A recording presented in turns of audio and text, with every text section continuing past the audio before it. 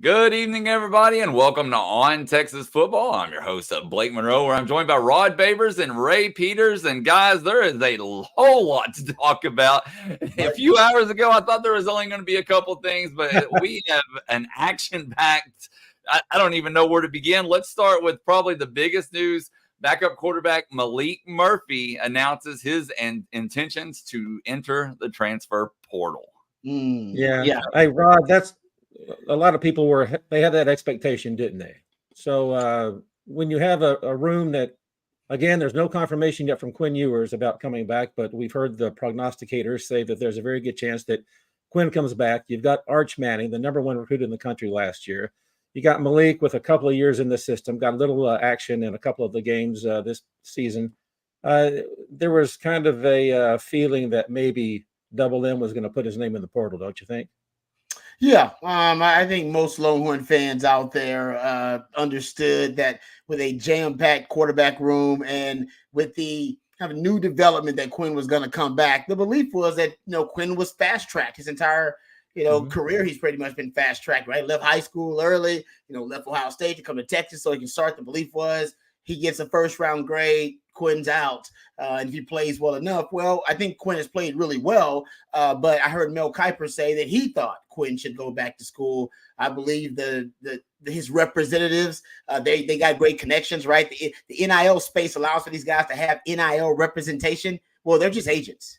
They're NFL agents, but they're NIL representatives. They're the same people, so they get great. I get great insight as to what the NFL thinks of them. I think even better insight these days than they used to. And they're telling Quinn, hey, you would come back to school. And this quarterback class is one of the best quarterback classes that we've seen or expected to see in the NFL in the last, 15 years or so. I mean, it's supposed to be really, really good. You got Caleb Williams, you got Drake May. Texas will see one in Michael Penix. He'll be a first-round pick, too. I mean, that's just three guys. There'll be a lot of quarterback talent coming out this year. Next year in the NFL draft, the year that he comes out, maybe 2025, may not have so much quarterback talent coming out. He'll probably be higher up on draft boards. So I just think it makes sense. Him coming back, that makes the quarterback room even more jam-packed. And it seems like Arch Manning is, I don't know if he's on a fast track, but trust me, I was on campus with a celebrity quarterback in Chris Sims. It is hard to keep a celebrity quarterback on the bench. There's just a lot of momentum and a lot of discussion, a lot of talk to get that celebrity quarterback on the field. Arch Manning is part of the first family of football. You don't get more of a celebrity than a Manning on your roster. People want to see a Manning. They want to see Arch Manning out there. They want to see him get a chance. He won't when Quinn comes back, but I think just that there's no way that Malik could ignore that noise. Sure. There's no way he ignored the noise that when Arch Manning got into the game, what was that, the Texas Tech game? That out of all the ovations and the crowd losing their mind, you got the loudest ovation of the evening when Arch Manning came in. So I think Malik just understood, hey, man, let me go somewhere else. I may have a better opportunity. And I think he will. He's looked really well. He's looked really good and played really well in the few opportunities he's had to play.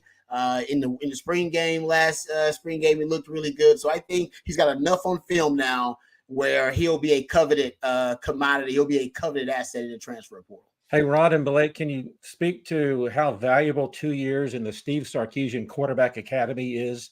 Think back to the USC guys, then at Alabama, some incredible opportunities for some guys that maybe weren't, thought of that highly coming out of the college and entering the draft. And, we had backups at USC, and then Mac Jones, waited his turn at Alabama. They all became starters. Matt Castle became a starter in the NFL, for goodness sakes, after, being a backup there at USC. So that 2 years spent was well spent for Malik, don't you think, under Sark? Yeah, I think so. I mean, and you made it a perfect point with Castle. I mean, it seems like anybody he touches turns to gold. Rod, I'm sure you have some thoughts on it as well. But, from my standpoint, I mean, there's really no better quarterback coach out there. Yeah, I mean, Lincoln Riley's in that conversation, obviously, is a great quarterback mind, but that's why those guys go to Texas. That's why he was able to pack that room with, multiple 5-star quarterbacks, because he's got a reputation for sending quarterbacks to the NFL. Listen, the Mannings, the first family of football, one of the greatest quarterback legacies in football history. They looked at Steve Sarkisian's offense, so did Arch. And, I know it was an Arch decision, but something tells me the family had to at least sign off on the football acumen and the football system and philosophy of the coach. And I think all of the managers were like, no, Sark, for quarterbacks, Sark's your man. Sark's the guy. And that was before Sark even had this season. All right. Before Sark had this season, they were thinking, no, for quarterback development, he's definitely the guy. And now we know, in terms of, a roster building from an all around perspective, Sark has proven himself to be one of the best coaches in college football after this season. And I think, that he got that celebrity endorsement way beforehand. So, yeah, there's no doubt. I mean, you'll be able to attract even more quarterbacks after Malik leaves, and quarterbacks leaving. Longhorn fans, if any of y'all are freaking out about it, I don't think any of y'all are. I think most Longhorn fans are very gracious about this. And it kind of reminds me of Shane Buechele, right? Shane Buechele did the same thing. Mm-hmm. He at least helped Texas stabilize the position before he moved on and, found better opportunities for himself. That's as much as you can ask from a quarterback these days. The blue chip quarterback transfer rate, I think, is hovering around 70%. So that's close to a 70% chance that your blue chip quarterback that comes on campus is going to transfer or is a transfer. Is a transfer. Malik's transferring. Y'all get it. All right. That's just the reality of the world that we live in these days with the quarterback position. And for that young man to stay that extra year to help them stabilize the position, I think it shows a lot about his football character, the culture at Texas. I think he wanted to measure himself up against Quinn Ewers, highest rated QB in modern recruiting, and Arch Manning, first family of football, also a 5-star recruit, and want to measure himself in practice, in games, and see if he can compete with those guys. And I think he proved to himself that, hey, man, I can compete. I earned the backup quarterback position. I stabilized it for us, helped us win some games. You don't win the Big 12 without him. Hell, just like you didn't make it to the Big 12 without Shane Buechele that year. All right, that's how important the quarterback position is. Hell, the backup quarterback position is more important than it's ever been. Hell, Florida State is not going to a national title because the backup and third quarterback wasn't right. Y'all listen to what I'm saying? Hell, dude, Texas don't make it. They don't make it to the Big 12 title game if they don't have a backup that can win them a couple of games in an emergency situation. Right now in the NFL, guys, there are 18 teams. Count them, 18 of the 32. That are going to end up this weekend playing multiple quarterbacks, right? Starting multiple quarterbacks at one point. That number will continue to rise. Last year, it was 21 in the NFL. Last year in the Big 12, only one quarterback started every game and finished every game, all right, for the team in the Big 12. And even this year, that quarterback was dismissed because of gambling allegations, all right? Listen, you better stockpile quarterbacks, man, like socks and underwear. Because the truth is, you're going to lose them, and they're going to want to go elsewhere. If they ain't going to play, they could get injured. There's so many things. Way more things can go wrong than can go right at quarterback. I hope people are losing their socks and not their underwear out there. Hey, Blake, I was driving down from north of Waco at Lacey Lakeview most of the afternoon and missed a lot of the Malik stuff. I don't want to put you too much on the spot, but you did read something from ESPN that may describe a little bit of what Malik's situation is. It's your understanding that he's probably departing the team immediately, not sticking around for the January 1st Sugar Bowl? That is correct. So he said that he would like, and I wish I had the quote up, but basically, and I'm paraphrasing here, that he would love to stay with the team, but the timing is not going to allow him to do so. However, he did say that he will always be a Longhorn, and he, basically was saying that he was just blessed to be a part of what they did this year, and that he was very grateful for having that opportunity. And so, he had some very kind parting words. But I was actually going to ask y'all, are y'all surprised by the fact that he's not going to stay with the team and see, through the college football playoff? No. I would think that seems to speak that he probably has a destination in mind. Don't you think that he has something that he wants to hop on while he has the opportunity and doesn't want to lose what he feels might be a good landing spot? And so if he were to wait another, what is it? We're the 13th. Well, that's 3 weeks away almost. So the opportunity, the opening that he sees there now may not be open to him if he waits that long. I don't know. This is just, again, got throwing the spaghetti at the wall and hoping it sticks. So maybe that's why he has made the decision to announce this now and to probably lead the team here pretty soon. I like that idea, Ray. I think that's a good theory. Another theory is just simply, like you said, I mean, spots fill up quick. Only so many starting quarterback spot, open quarterback spots out there, especially at the Power 5 level. The sooner you get out there, the sooner you put your name out there, before those spots fill up, the better chance you got of being one of those, obviously having better options. And being one of the quarterbacks that gets one of those more coveted spots as a starting quarterback at the Power 5 level. So I think I'm not surprised, because I think if he was another skill position, he could probably just kind of wait on this thing. But at quarterback, because there's so few spots, man, you got to get your name out there, and you got to start taking some visits. You got to start, talking to these coaches, because you can only talk to them as soon as you get in the portal. Start talking to them, seeing what kind of system you want to play in. He wants to play in Sark's system. Sark's got a really unique system. It's a unique system for a quarterback. My point is, it's appealing for quarterbacks, quarterback-friendly system, and that's not every system out there. So that also limits his options, right? Not only it's only a few spots open, but hell, are you going to like to play in that system? For a guy like Malik, that's going to be a big option. You got to do some homework now. Now you got to go watch some film. Got to go study some offenses. Got to go study some of these coordinators. And then you got to vet the culture. What if I don't even like that guy? What if I don't like the coach? He loved Sark. He loved him some Sark. All right. He always talk about how much he loved Sark. Well, that's another thing. Now I got to go find a coach I like, a coach I, have a connection with, chemistry with. It's good for these young guys. They have options. But sometimes I think I dread having to go through the recruiting process all over again, because I remember initially how tough it was to make that decision and how thorough you had to be. And I wanted to do all my homework and research and make the right call. Now I'm happy. I think as a 43-year-old man, I'm proud of a 17-year-old Rod B. I think I handled it pretty damn good.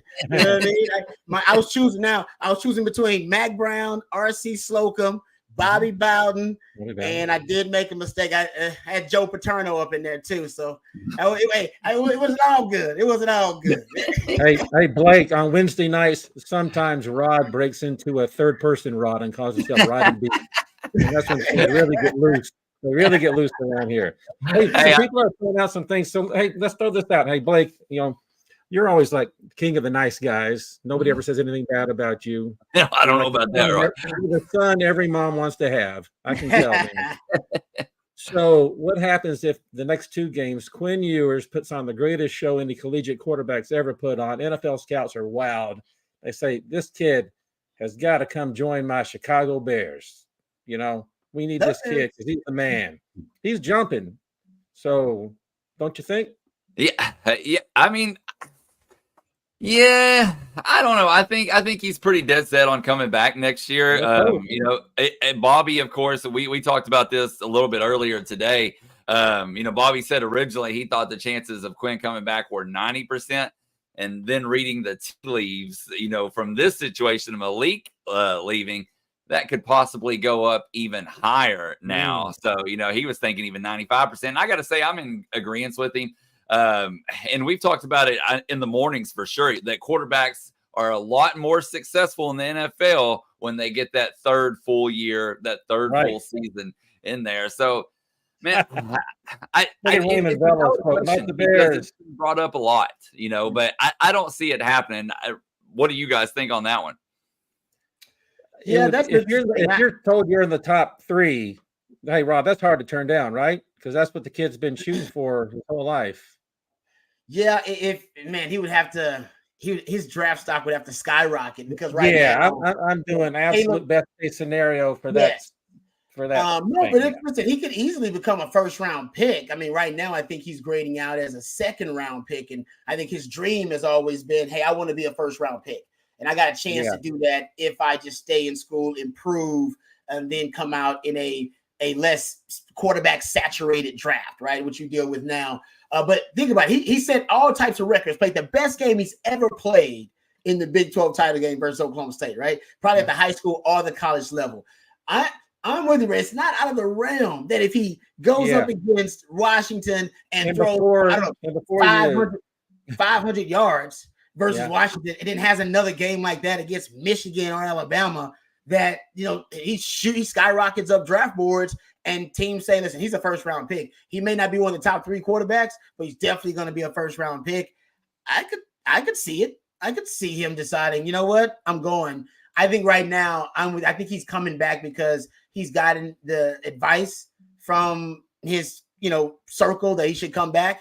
And I think he knows he's got things to work on, namely getting through progressions quicker and more efficiently and more effectively with better footwork and mechanics. And that's kind of the one thing he needs to work on that NFL scouts want to see. No doubt. And before I get some nasty grams my way, this is just a wild scenario I'm throwing out there. Ray, it may be 90% that Quinn's coming back. Ray is 100% wants Quinn to come back. There you go. No hate mail. Beating up Ray on the internet, okay? Ray's had enough getting beat up on the internet. No hate mail for Ray, please. We're begging you. Do we really have a sponsor tonight, Blake? Hey, we do. We need to say thank you to Adam Lowy and the Lowy Law Firm. If you've been injured in a wreck or on the job, then be sure to give Adam Lowy a call. He's helping injured Texans. Give him a call at 512-280-0800 or check him out at loweylawfirm.com. We want to thank him for sponsoring tonight's show. And guys, we talked about Malik Murphy in depth. We talked a little Quinn Ewers, but we haven't even touched on the bigger, the latest news, I guess you could say. It's just such an action-packed day here, but the SEC schedule has been released. And as you can see right here, we put it up on the screen. It's going to start with Mississippi State at home, Oklahoma, of course, at the Cotton Bowl, hosting Georgia the week after. Oof. And then going to Vanderbilt, hosting Florida, going to Arkansas, hosting Kentucky, and then finishing it up with a Saturday game against A&M after Thanksgiving. And, man, that Oklahoma-Georgia back-to-back is what immediately sticks out to me. I don't know about you guys. Yeah. That's exactly what it is. So my eyes can't move away from Oklahoma and then Georgia, right? The very next week. Mac Brown used to break the schedule up, into basically different seasons. Essentially, he'd break it up into kind of 3 or 4 different seasons, depending on how the schedule laid out. And usually it's centered around the Oklahoma going. Basically, non-conference will be its own season. Get done with that. The start of conference play probably until the end of that.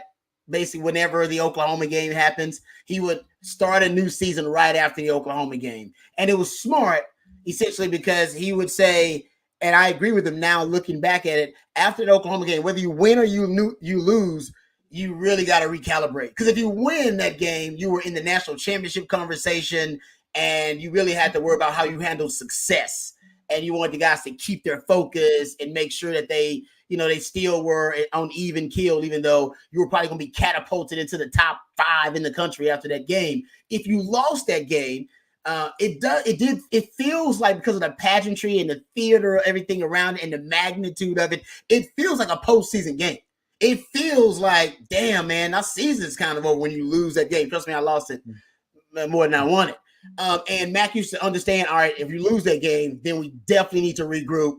We gotta, and that happened this year. It had a bye week after, which really helped. But that psychologically helps the guys that you got to regroup after that. Season's not over. Let's let's recalibrate with the goals, and let's reassess things, and then figure out where we are. So they don't have a chance to do that this year. I don't know if you can do that with Georgia right afterwards. Right? That's a different monster altogether. Blake, can you put the schedule back up? Yeah, looks like, if my math is correct, looking at dates, we go from one month to the other, but the bye week is actually before Oklahoma. Correct. Yeah. October 5th. And this year, 2 bye weeks, October 5th and then November the 2nd. Nice. Let's look at the thing in whole, including the non-conferences. So obviously at Michigan's a bear. So that's massive. That'll be the game of the early year. That'll be this year's Texas at Alabama. And maybe it'll have implications like this one did. Let's hope. Colorado State at home. I mean, they can be spicy, but we should win that one. At Michigan is the big game. That'll be a traditional powers. Yep. At home, and Mississippi State making a coaching change. We got Jeff Lebby throwing the ball all over the yard there. We should still be better than them at that point. A week off, then we prep. We've been preparing for Oklahoma since the off season, to be honest with you. I think Rod will probably agree with that sentiment. We always work on Oklahoma. Big game. So, yeah, that's the rough stretch right there. Oklahoma, and then, but at least Georgia's at home. And then if Vanderbilt stays true to form, that shouldn't be that big a challenge. We're at home against Florida. Florida going through Murderer's Row in 2024, the toughest schedule of anybody. You got at Arkansas. We'll see if they rebound this year with, Bobby at offensive coordinator. And then you got Kentucky, which is, 8-4 is an incredible season for the Wildcats. And then you got the big game against Texas A&M the Saturday after Thanksgiving. So, you know what? This could be worse. That obviously Oklahoma and then Georgia in a row, but at least the Georgia game's at home. So I've seen worse. So it's a favorable schedule in a lot of ways because of that bye week, because of the 2 bye weeks, by the way. It divides the schedule up for you. So you get the bye week before Oklahoma. Essentially, you would divide the season up into kind of 3 different seasons and schedules, if you will. You go non-conference with that Michigan game, and then the start of the SEC schedule with that Mississippi State game, and then you got the bye week before Oklahoma, and then Oklahoma, Georgia, Vandy. And, not that Vandy shouldn't get any respect, but that session of your schedule, that part of it is all about Oklahoma and Georgia. And like you said, for big games, coaches usually do a little game planning in the offseason. They devote a little extra time. Now in the SEC, got a lot more big games, but usually got Michigan circled, got Oklahoma circled, Georgia circled, A&M circled. So a lot more big games, right? Last year was just Alabama, Oklahoma, pretty much were your big marquee games that you probably did. We know Sark did a lot of prep in the offseason for Alabama, right? We know that. I'm assuming that was the same case for Oklahoma as well. That's what coaches do for marquee big games. They spend more time on it. That's why if you want to win big games, you got to break tendency.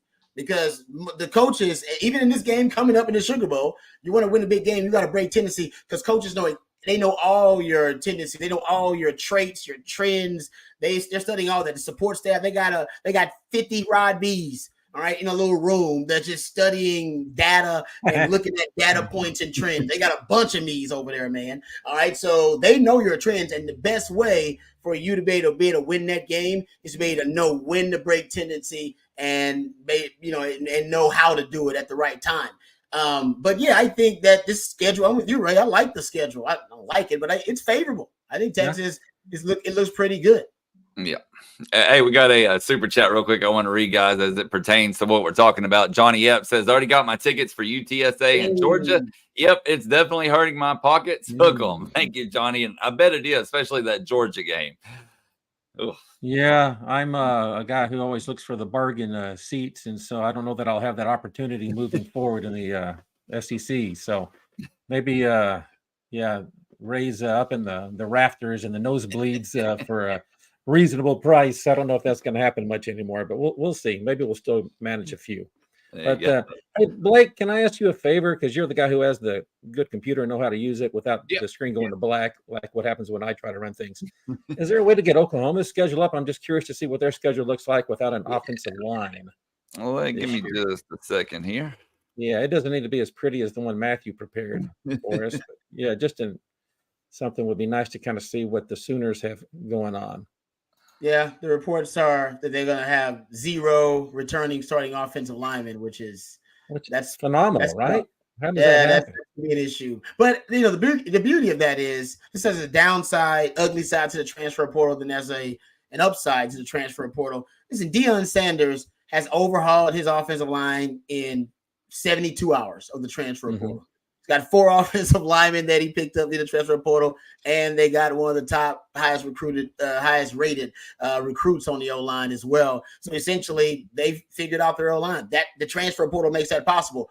The downside is it also makes it possible that you can lose a lot of offensive linemen and have guys declare for the draft, potentially like Oklahoma did, and then have 0 returning starting offensive linemen. But Brett Venables has that option to do what Deion just did. Just go rebuild the whole damn thing via the portal. That's what the portal is for. For urgent, immediate needs like that. There you go. There we go, Hey, guys. You're gonna put that on. And Blake, if you don't mind, I know you're the host, and I apologize for kind of No, you're stepping all good. over you, but I love Lane Seawright's super chat after we talk about Oklahoma because he's got a good point.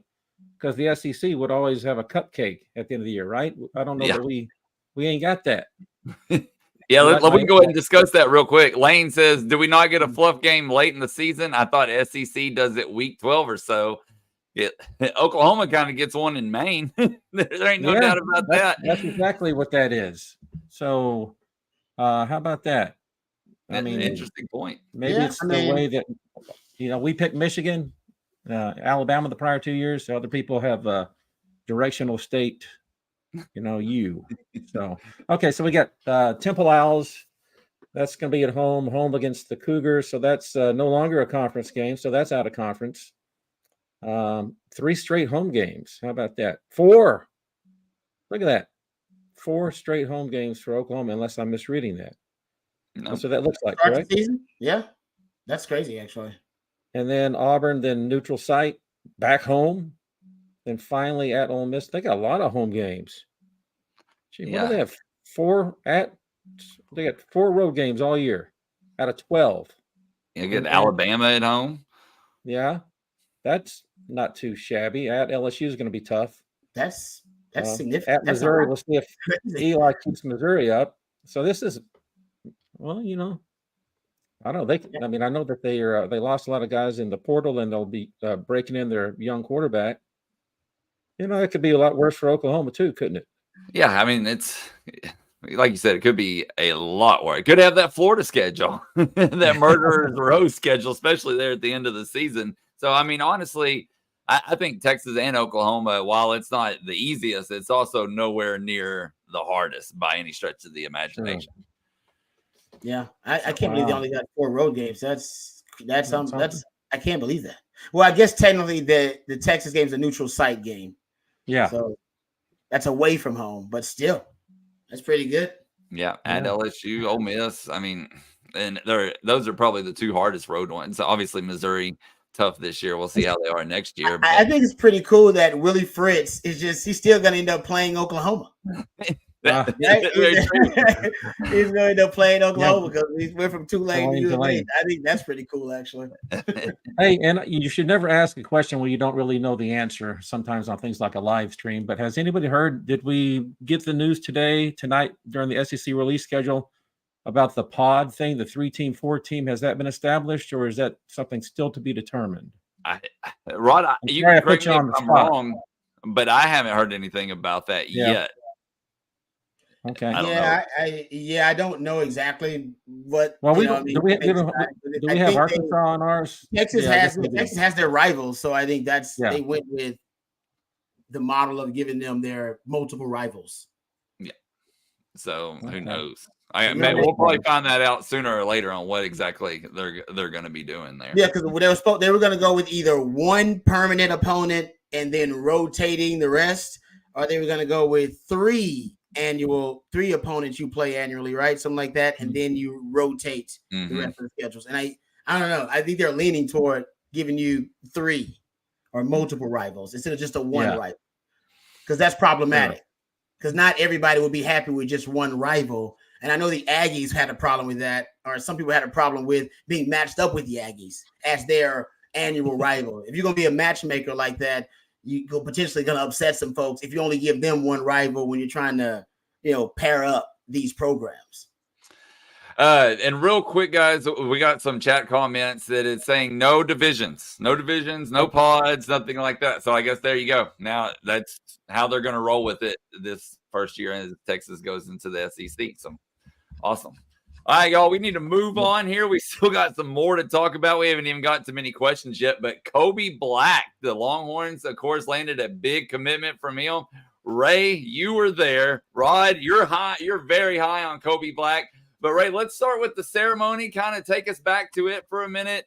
Lots of speaking engagements from his coaches. Can you run it down for the people that didn't get to tune in live? Yeah, if you're not that familiar with the Waco area, Connolly High School is a high school that was established back in the day when the Air Force had its Connolly Air Force Base up north of Waco. It's even north of Belmead, if you ever drive through that area. And I've been through there and have driven 5 miles over the speed limit before. You don't want to do that. So be careful when you're driving through North Crest and Lacey Lakeview, because they'll take care of you and make sure your wallet's a little lighter as you leave there. So good advice from old Ray here. But it's a nice community up there, and they've got good sports programs. The last few years, the Connolly Cadets have provided the Longhorns with a couple of good young players. Trey Wisner, the running back, he actually transferred to DeSoto for his senior year, but had played prior to that at Connolly. And then Jelani McDonald, who we're still waiting to see exactly what position he plays, safety, linebacker, who knows what, but an incredible athlete. Both of those guys have been amazing special teams contributors this year. And Trey's been getting in at the end of games and doing a good job as running back in our last couple of blowouts. But Kobe Black is a cornerback, and I stood next to the youngster, and he is every bit of a 6'2", as they said, and good size, so probably around 200 pounds, and he pretty fast guy. His father's a track athlete from high school that I knew back in the day, and played college football at Blinn Junior College, and then transferred up to Kansas State and was a teammate of Michael Bishop, and they were very close friends as well. So they've got good lineage there, good background in collegiate athletics. Corey Black is Kobe's older brother and plays cornerback for Oklahoma State. We saw him in the Big 12 championship game get injured. There's been some conversation about him perhaps entering the portal and transferring and joining his younger brother at Texas. None of that has happened yet, but we'll keep an eye out for that, obviously. But Kobe was there at the ceremony at his high school. They had it in the school auditorium there, where they had some drama presentations apparently last week that delayed the announcement ceremony to this week. We're a week away from the official signing, but he committed to the Longhorns today. Big crowd. They cheered loudly for when he announced that he was headed to the University of Texas. His parents are proud. His coach is really proud. And I interviewed the high school coach, Terry Garrick, for Connolly, and Keith Black, and Kobe himself.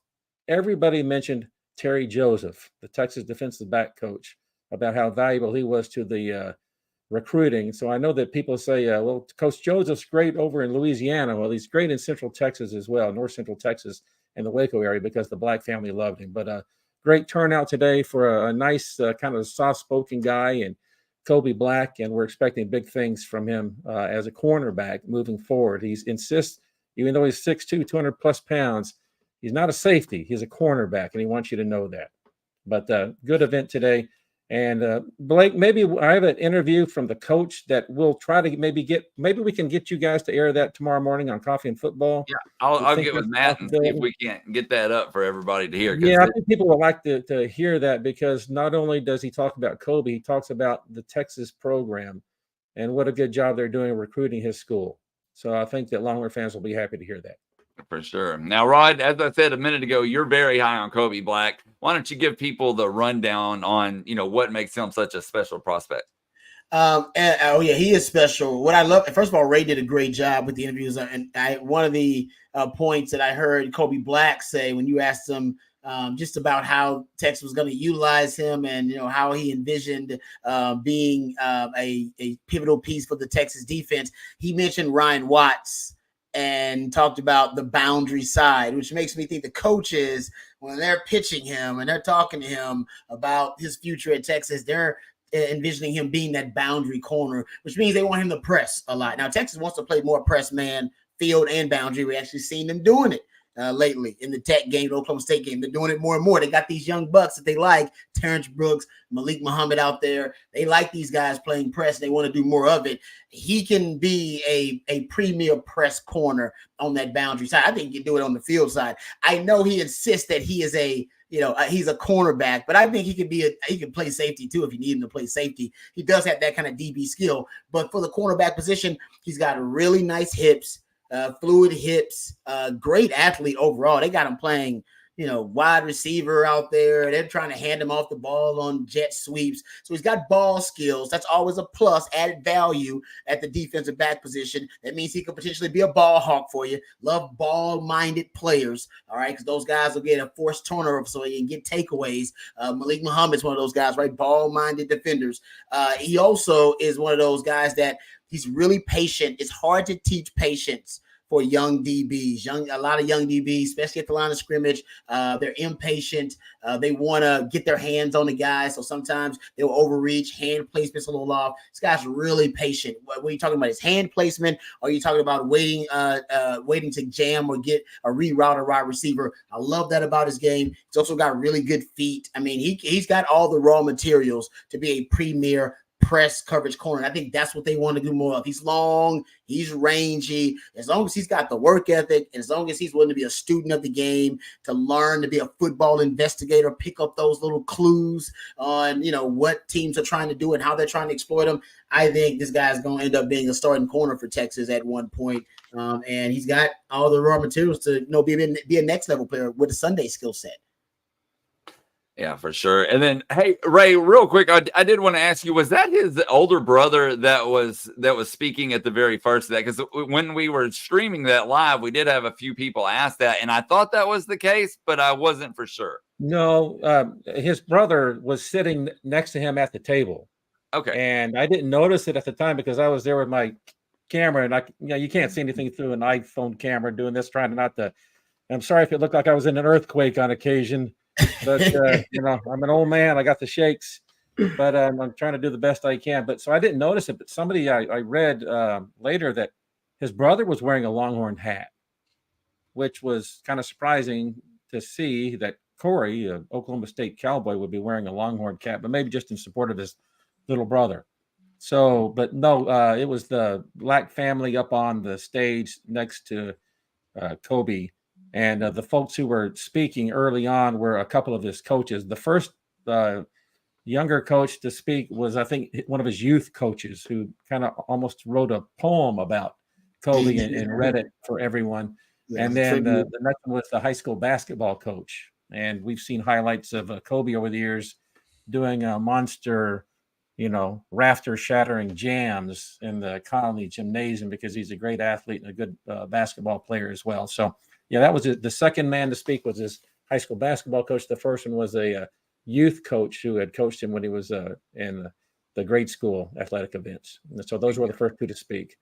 Yeah. All right. Well, yeah, I just knew we had some questions about it earlier, and we didn't get to ask you then, so I wanted to find out for sure. All right, guys, I need to circle back around for a second because we missed a super chat here regarding the schedule. And Rocky Poor here, thank you for the super chat. He says, weird we play in Thanksgiving on Saturday. I can't remember the last time that happened. Florida has the most brutal end of the season. Georgia, Texas, LSU, Mississippi, or Ole Miss, and then Florida State. I do agree on the last part. And I mean, it's always been, Thursday, occasionally Friday. Well, we've been doing Fridays a lot lately. I know that we did Friday this year with Texas Tech, and then I know that we played Tech on a Friday after Thanksgiving in the rain a couple of years ago. I'm trying to remember what last year's was. That wasn't TCU, was it? My iPad ran out, so I can't look it up. And I think we've done some Saturdays post Thanksgiving, but he probably recalls it better than I do that he wrote it in the super chat. So, but we have done some Fridays following that, and I don't know that we've done many Thanksgiving nights since Texas A&M left the schedule. So, but yeah, Fridays for sure. It was Baylor that they played last year on the 20th. Oh, you're right. That's right. And what day was that? Friday? Yeah, Friday, November the 25th, and that's when, of course, Texas won that one, 38-27. The Roshan Hurdle game. Yep. Yeah, that's right. All right, guys. Well, we got some more questions here that we're going to get to, and there's a few more super chats. Matthew Pointer, we do see your super chat. We thank you for it.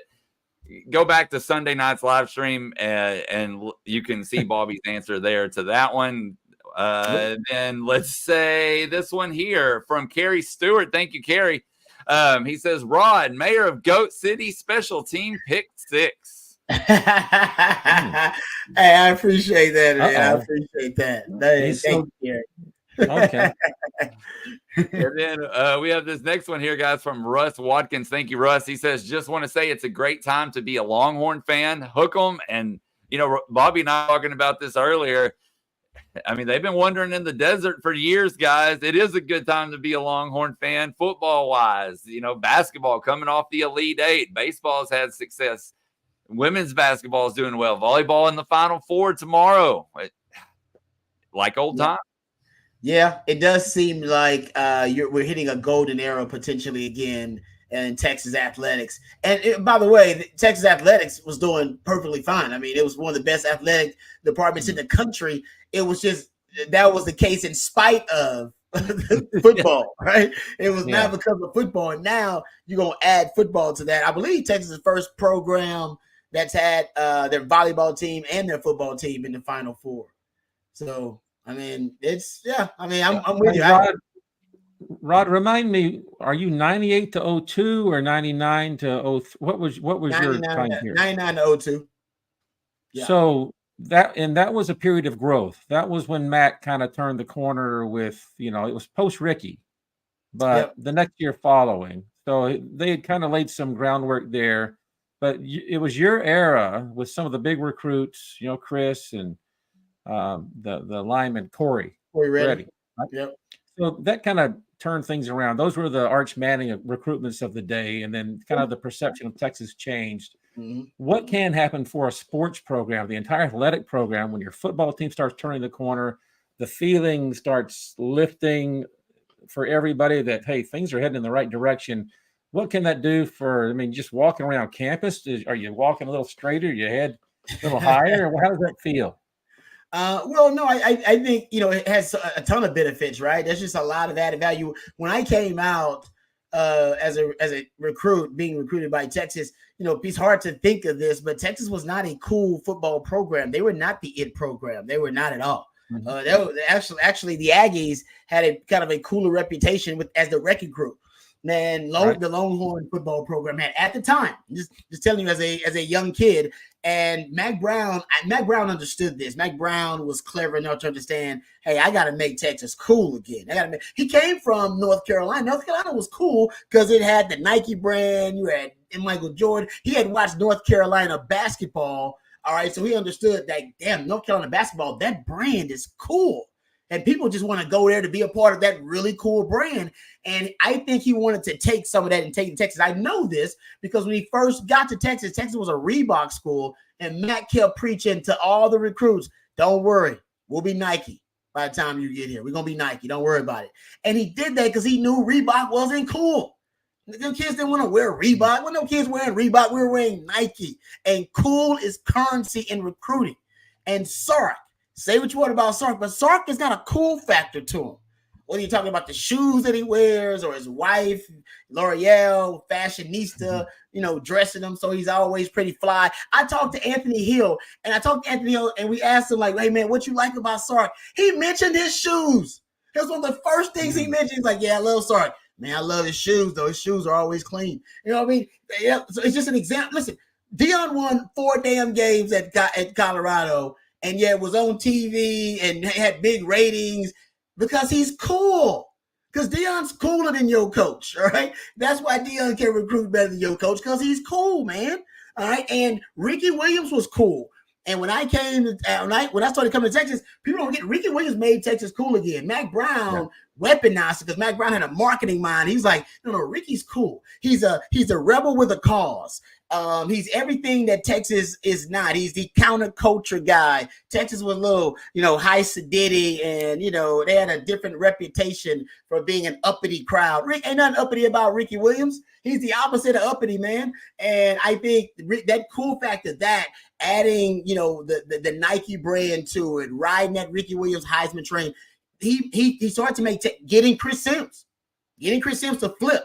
Guys, I'm telling you, when I first got to Texas, when you Googled, because I don't know if it was Googling back then, it might have been another search engine, but when you would search, because it was the beginning of the internet era, when you would search UT, you just put UT in the search engine, Tennessee would come up, guys, not Texas. I BS you not. Now it's like Texas all the way when you put UT in any search engine. But that's why Chris Sims was going to University of Tennessee and not Texas at the time. He had committed to them. They had just won a national title. They're the ones who had the Manning, the latest Manning. It was Peyton Manning. Everybody wanted to be like Peyton Manning. He went there for that, and yet Mack Brown flipped it and turned UT Texas into the cool school. It took him about a year and a half, 2 years, but once he got Sims, it was pretty much flipped. They brought the Nike brand on, and then you were able to recruit using that cool brand and that cool factor, because Texas was the it school again. I feel that now. I didn't feel it really with Tom Herman, and I certainly didn't feel it with Charlie Strong, and didn't even feel it when Mac reinvented the program the way he did. Like, Texas had they were still cool, but then somehow Texas, they lost their luster as being a cool brand at one point. And when you're losing games, it's hard to be the it school again. Sark is flipping it. The Arch Manning recruitment, Sark style itself. Honestly, the offense itself, the offense is a stylistically, it's aesthetically pleasing. Texas in a lot of ways is becoming an it school again. And I think, winning is the biggest part of that, but I think it's also deliberate on Sark's part. Hey, I need to apologize. I screwed up real bad. So I knew that the guy sitting next to Kobe was his brother. It was not Corey Black, according to some of the posters. And I didn't confirm which of his brothers it was. So I believe what people are saying, and that makes a lot more sense, because why would Corey Black put a Longhorn hat on, even if he loved his brother that much, right? Because he's a Oklahoma State Cowboy. So I apologize for that. So the other older brother, the eldest son of Keith Black. So my apologies. So I appreciate you guys setting me straight on that. I'm always happy to learn my lesson and take my licks. Hey, Rod, I was going to go back to your point about Colorado. Talking about they lost.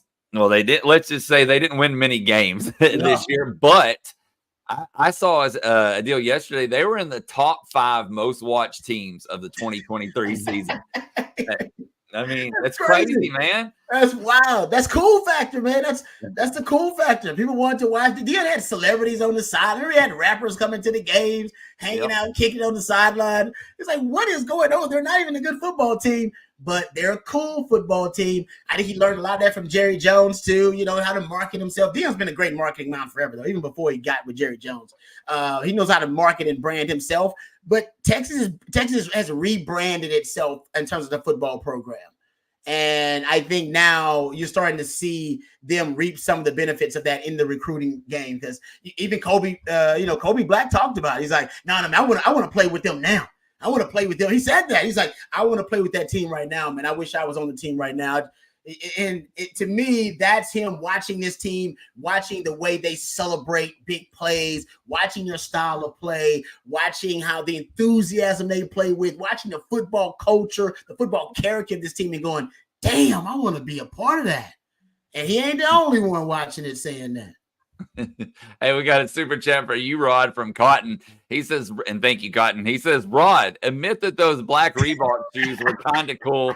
We need black Nikes now. Hey, we was going to make them cool, man. Especially them icy whites. You go icy white, and then you go the all black shoes with the black spat. Oh, yeah, we going to make them clean. But, hey, trust me, listen, I lost so many toenails wearing Reebok. I got to tell you, I can't tell you how many times I lost like 4 toenails just wearing Reebok shoes. I ain't hating on the Reebok, but that's just the reality of it. You don't make good football cleats. We went to Nike, and I think my game went to another level when we started wearing Nike. It did. My swag level went to another level, man. Come on.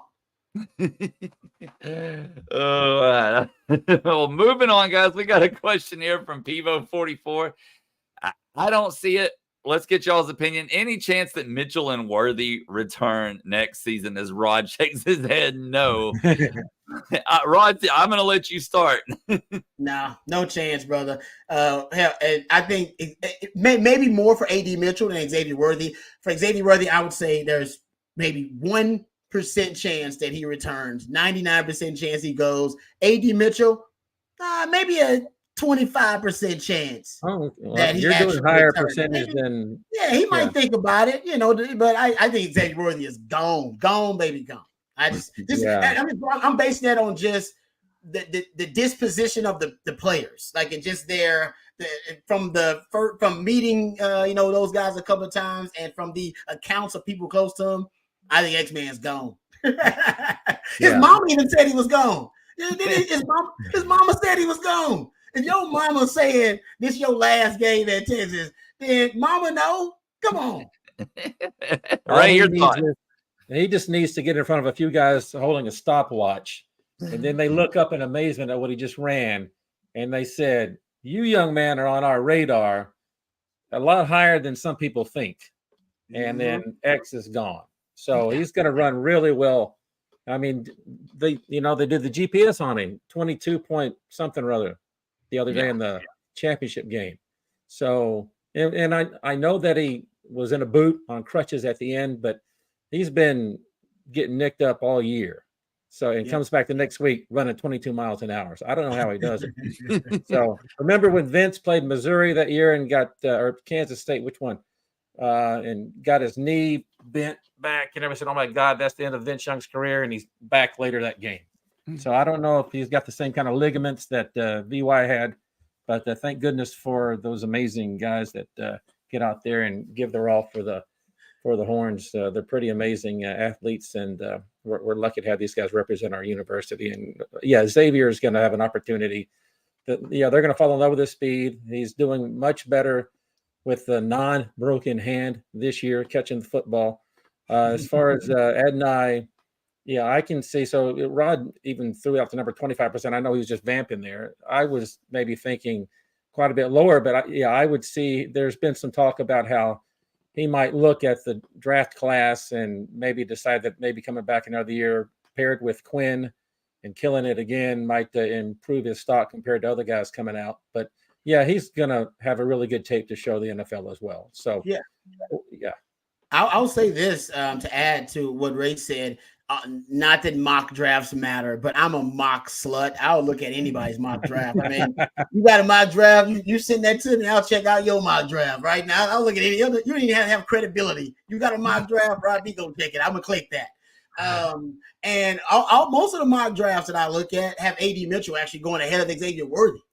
Which is wild to me because I think Xavier Worthy's a tougher guy to cover, but both those guys are great. A.D. Mitchell's awesome. I think that the NFL just loves his size. To your point though about Xavier Worthy and the speed, Real Analytics, they do in-game live GPS trackers, so they track all ball carriers in college football all season long, and they have declared Xavier Worthy the fastest player in college football. He was the fastest player tracked in real time in any game this season at 22.7 miles per hour. Jaden Blue actually was 9th. They have him as the fastest running back in the country that got clocked. Just a little shout out there to my man Jaden Blue. But Xavier Worthy, man, speed demon. We're going to miss his speed. His speed is rare. He might be clocked as the fastest wide receiver potentially at the combine. He's got that kind of high-end speed. So Matt Miller came out with a new draft today. Rod, did you happen to see it yet? No. Okay, don't spoil it for me. Don't spoil it. I'm just joking. I'm going to spoil just 2 for you. So Matt Miller with ESPN. He's been on Texas football. He's great. Great guy, and loves the Longhorns. But he has Worthy going 19 overall to the Bucks, and then Mitchell 27 overall to the Chiefs. So 2 wide receivers. And I bet Xavier Worthy would like to switch that up. I bet Xavier was like, you know what? No. We'll trade. Y'all take AD to the Bucks and let me go to the Chiefs. Dude, you want to go to the Chiefs wide receiving core might be the worst wide receiving core in the league right now. They've lost like 3 games this season purely on the ineptitude and incompetence of the wide receiving core. And they got the best quarterback in the league and the best play caller in the league in Andy Reid. No, Xavier Worthy, you got to get to Kansas City. Talk to your agent today. The Kansas City had them trade up to go get you, because I gotta tell you, you will do. That's the difference between you being a Hall of Famer potentially and you just being a jag in the league. All right, I mean, not Xavier Worthy is great. He's awesome, but hell, man, the league is a league. There's a lot of guys who are great in college, and that league is the league. The difference is the system you play in, the players you play with, the organizations you play for. And the Kansas City Chiefs check all them boxes for X-Man. X-Man, get to Kansas City. And honestly, X-Man fits Kansas City and Andy Reid's offense better than A.D. Mitchell does. So I'm just throwing it out there. Hey, don't let it happen to you. Don't go to the Bucks. Who's going to be your quarterback with the Bucks? Baker Mayfield? Come on, man. He's the guy now. Nothing against Baker. I'm just saying. While we're on the subject of Worthy, Hervin has a question. He says, what's the status of Worthy's injury? Last I heard, they thought he was going to be good to go. Y'all heard any different? I heard he's ready. And He's Rod, good to go. more tied into the market than I am, living in Austin, and I'm not that far away. And I am a consumer of all information like you guys are. But yeah, there was, I think even Coach Sarkisian said that he was out of the boot and doing okay when he spoke last week. And so, yeah, I suspect that he'll be good to go. And what are they getting back to practice Friday? Is that what's happening? I don't know if I believe that's what I heard. So we'll see then, perhaps, if we can get some updates from what's happening in practice. If he's not completely healthy for the start of their bowl practice, I can tell you right now, guys like Xavier Worthy, they don't practice a ton, especially early on in the bowl season. Especially these early bowl practices might as well be spring ball practices. Young guys going to get a ton of reps. Older guys who are your frontline guys, they're going to make sure they're completely healthy. Or as healthy as they can get. So you'll get them shell reps with basically not full pads, a helmet and some shoulder pads. Hell, I don't even know how often they'll be in full pads. Not all the guys. For the younger guys, though, younger guys usually get a big bulk of the early bowl reps. Now, I never played for a national title, so maybe it's a little different, more on the line. But I think they want the guys as fresh as possible. Xavier Worthy going to be fine. And he's showing, maybe it's just theater. He is showing the NFL he's tough. And maybe that's what they're doing, guys. Think about it. Because he's leaving the game, limping. And like Ray said, he's got people holding him up, walking off the field, being escorted off the field. Longhorn fans having a heart attack. And he comes back out there and returns a punt and gets up to 20-something miles per hour. And thinking like, right. And what's your first thought? Damn, he's tough. Damn, he's tough. And what's going to be the big knock on Xavier Worthy coming out? Man, he's slight. He's small. I don't know if he's tough enough to make it in the league. And I think maybe it's a little theory going on. So it's like, you know what? We're going to make sure they know you tough, man. You lead this game a couple of times, come back in. We got this. Go ahead, then show them how tough you are. Run over some people on the goal line. We'll be able to persuade all those NFL scouts that you got what it takes and you got toughness. That's just a random theory. Because I don't know why the hell they keep leaving the game and coming back in. Don't leave the game then. Just walk it off. Why you got to be escorted to the locker room and scare the hell out of all the Longhorn fans? That's very true, Rod. Very true. All right, guys, we got another super chat from Nigel Robertson, and he says, Rod, who will replicate Michael Penix in practice? Damn, that's good. Because that would have been Malik. Yeah. Malik was perfect for that. Big arm quarterback that likes to throw off his back foot. That's perfect. He can play that role any day. Damn, that's good. Honestly, I might have to let Quinn get some of them snaps over there with the scout team and give me some Michael Penix reps. I mean, Arch probably could do it. Arch's arm strength is a little bit different than that, though. Michael Penix, he's got a cannon. He's got an absolute cannon. But you know what? Maybe Arch can do it. I think Texas. Go back and watch if you guys have time. I know you guys have lives. You're not like me. Go back and watch that Washington game from last season. I'll be breaking it down here on Texas Football in the oncoming weeks. But that defensive game plan, I forgot how good it was. That was a good defensive game plan versus the passing offense of Washington. Think about this. They held him to his lowest yards per attempt in the last 2 years was in that game. In 2023 and 2022. Lowest yards per attempt in that Alamo Bowl. It was one of his lowest completion percentages of his career. Hell, guys, he didn't even – they completed one deep ball. They were 1 of 10 on passes 20 yards or more down the field. One deep. It was the first play of the game. It was a flea flicker on the first play of the game. Texas was sleeping, thinking they were going to run the ball, and they did a little flea flicker and caught Texas sleeping. But after that, Texas shut them down. The reason Texas lost that game, on defense anyway, was because they let them rush for too many yards. So I think, their game plan to neutralize the deep ball, they kept a lot of the safeties back deep.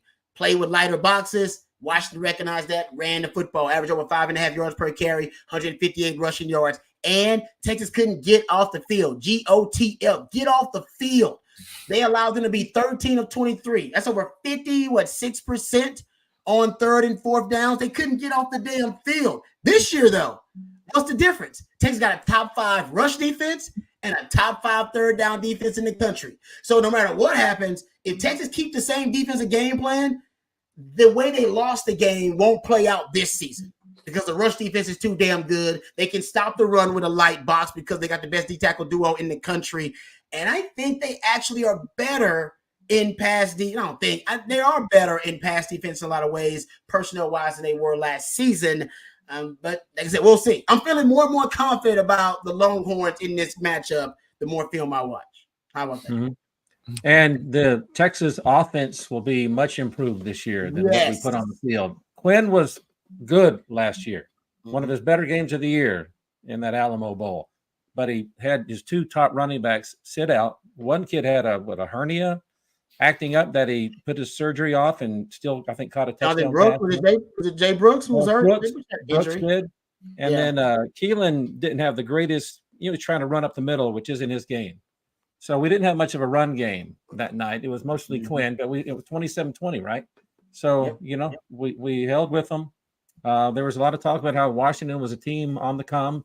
And I think we saw that, and it's kind of played out this year. So that was actually a preview of 2 teams that would be really good in 2023 in last year's Alamo Bowl. So we'll be better, though, because we got even without Jonathan Brooks this year. Agreed. With the way Jaden stepped up. I mean, Blue's been incredible here.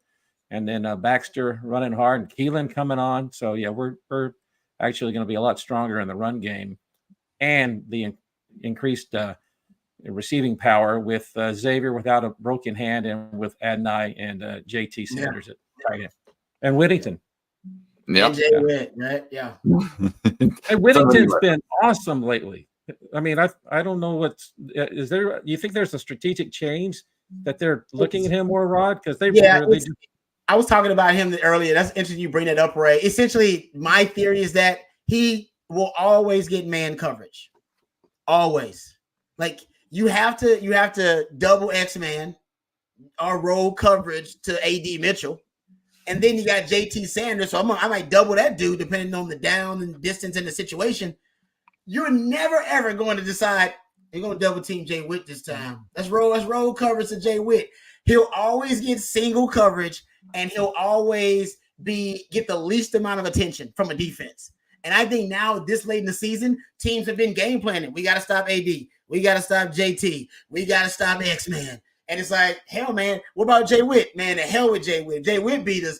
Then, hey, you know what? Good for him. But we can't let the other guys be those guys get weaponized. So I just think he just doesn't get a lot of attention. And how can you give him attention?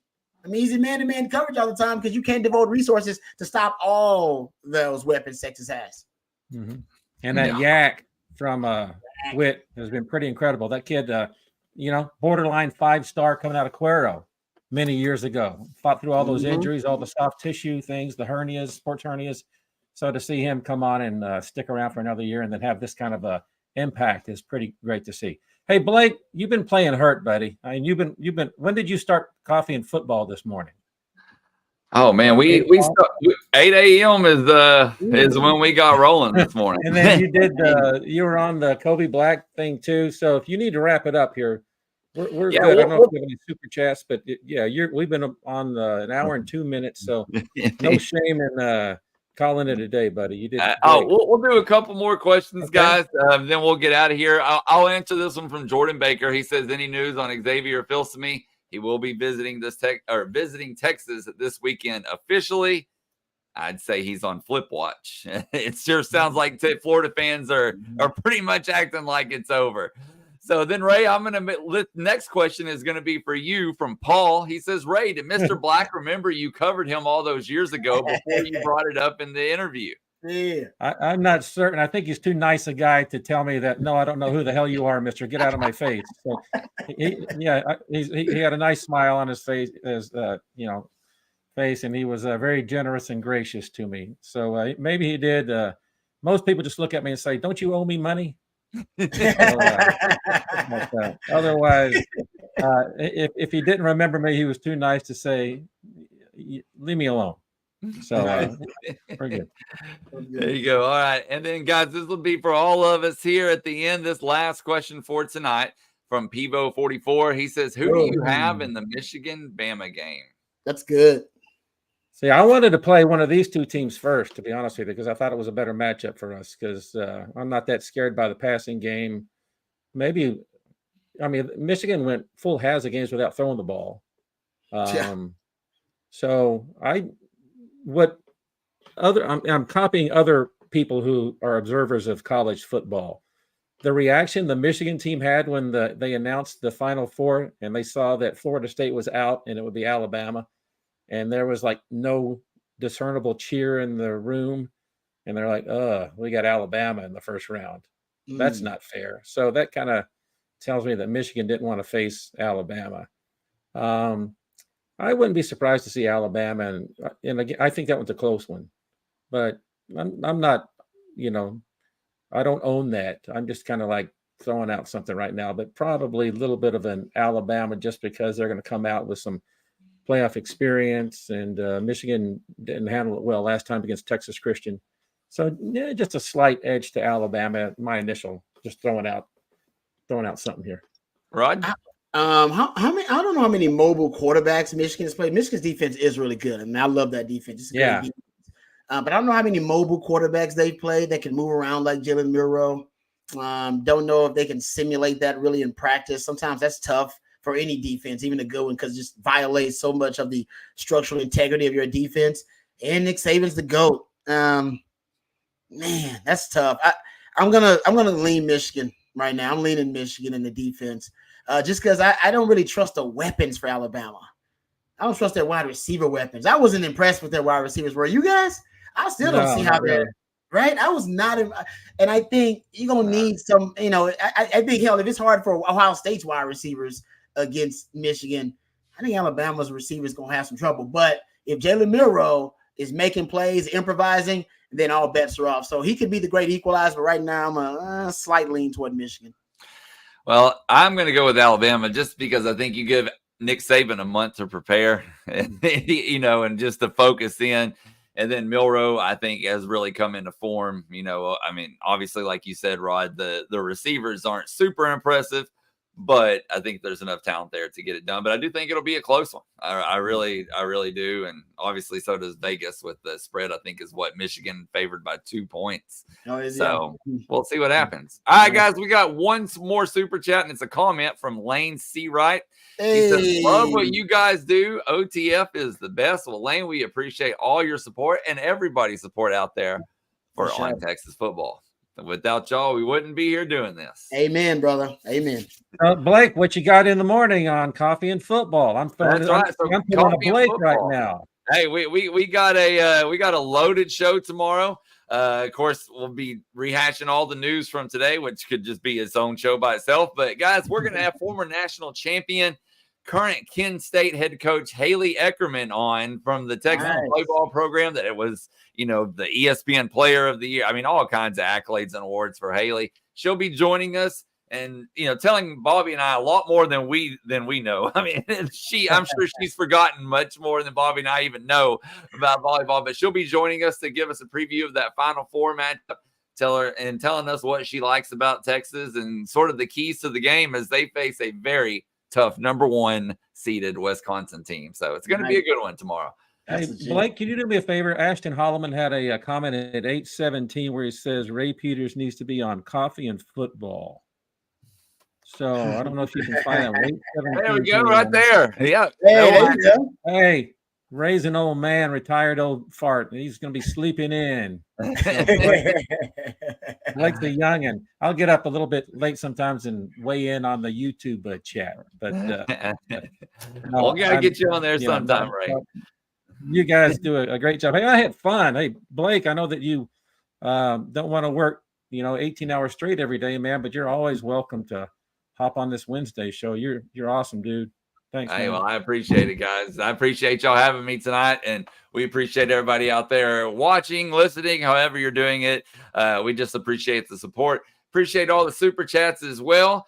Be sure to hit that like and subscribe button, and then ring the bell if you haven't already. So that way you're notified anytime and every time a new video is posted right here on Texas Football. So when Ray and Rod and the rest of the crew goes live, you'll know that they're live and you can tune in. So for Rod Babers and Ray Peters, I'm Blake Monroe, and I'll see you tomorrow morning on Coffee and Football beginning at 8 a.m. right here on Texas Football. Okay. Thanks, everybody.